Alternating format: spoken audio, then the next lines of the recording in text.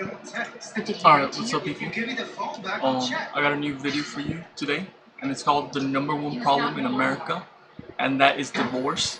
It's been that way for a long time. That's the number one problem.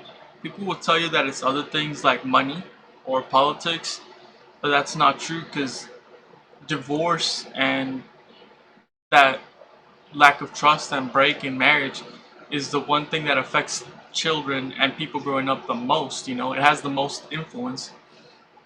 So why is this so? It's because of pride, it's because of ego, and it had to be America, because America is the most egoistic country. Believe it or not, it's the most prideful country. And although the pride isn't too fiery, it's more on the independent side. So that's why it has to do with marriage, because the woman is too independent. She'll believe and feel independent, and then she's like, well, I want to be independent, and she'll just leave. And even though that sounds nice, like, oh, she's independent, she left, it has disastrous influences and problems for the children, because they need both parents. And here I'll tell you, this video is all over the place. Like, I cannot get my thoughts together. But when I talk about divorce, it's something I feel strongly about, because I saw it firsthand. Now, looking at me, Daniel Vibes, I didn't actually come from a divorced family, thank God. Thankfully, it was all good. Every family, believe it or not, every parent and family thinks of divorce, but only some carry it out. But growing up, I did see it in a lot of my classmates and a lot of my friends, especially in the poor neighborhoods. Now, divorce is more common in poor neighborhoods than rich neighborhoods, because the woman has less problems, and she's more educated, like less stupid, just straight up. But in the poor one, like, she'll get like overwhelmed and like start doing stupid decisions, and that's when she does divorce. So I'll tell you, divorce, the breaking contract of the marital contract, yeah, is done by the woman. Now, they'll tell you like 60 to 70% of divorces are initiated by women. Even though it's initiated, like she went to court and signed papers, it's actually 100% the woman's fault. Now, there is some men that were weird, truthfully. Like, nothing is 100% in this world. Like, there's always room for error, even in miraculous things. But divorces are 100% caused, not initiated, caused by the woman, because she had an ego problem, she had a pride problem, she had an independence problem. And why? Even before cell phones, there was divorce. Even before social media. Well, I don't really know why. Maybe she got bitter growing older. But I can tell you that how she made the man feel, how she made the man be, was annoying to him. Now, when I wrote here the husband, I'm gonna tell you the truth about why the husband left.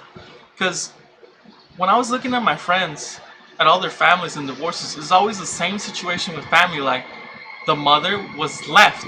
She was left by the man, and she had to raise 1 to 2 kids, 3 kids, and it made it seem like it's always the man's fault. Like the man, like in imagery, in a movie or in a book, like the stupid ass movies do.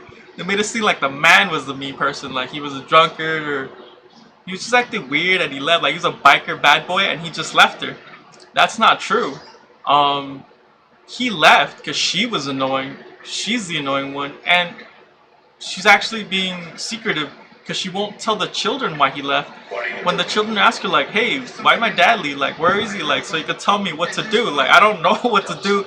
And the man, he won't do it too strictly, but he'll tell you what to do. Like, hey, don't go after midnight.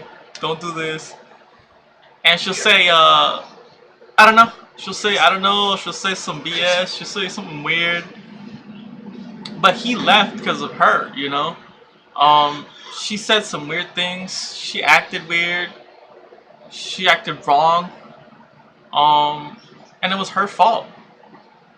If you look at a lot of divorces nowadays and a lot of broken families, basically the woman didn't want to do what the man told her to do. It's that simple, I believe. So maybe it was something else more spiritual, like in his command, but I could just imagine it, dude. Like, I could just imagine it so clearly, especially in America where everybody's so sensitive. Like, he was like, "Hey, can you do something for me?" And she's like, "No." And he's like, "Can you cook for us?" And she said, "No." "Can you get a second job?" And she said, "No." And he said, like, "Hey, can you like at least do something?" And she said, "No." Like, in her pride, she wasn't gonna do anything. It's like she's basically like a greater being. And what was it saying? And she's like, she said no to all the things, and she's being stubborn. There you go. She's being stubborn and resistant. Not resilient.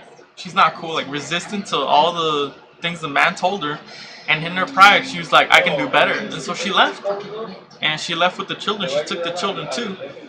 And this is actually terrible because in her pride, she actually suffers the children, you know? The children get to suffer for her pride, for her stupidity, for her stubbornness. So a lot of guys are like, well, why'd my dad leave? Your dad wasn't a mean person. Your mom's the mean person. She was being annoying. She didn't want to do what he told her to do, you know? So yeah, that's the number one problem in America. It's divorce. It's the woman's fault. And honestly, we need to fix it, man. Like, there's so many broken families, especially minorities and poor people, because they lack education. And yeah, let's fix it, man. Let's fix women's pride and her ego.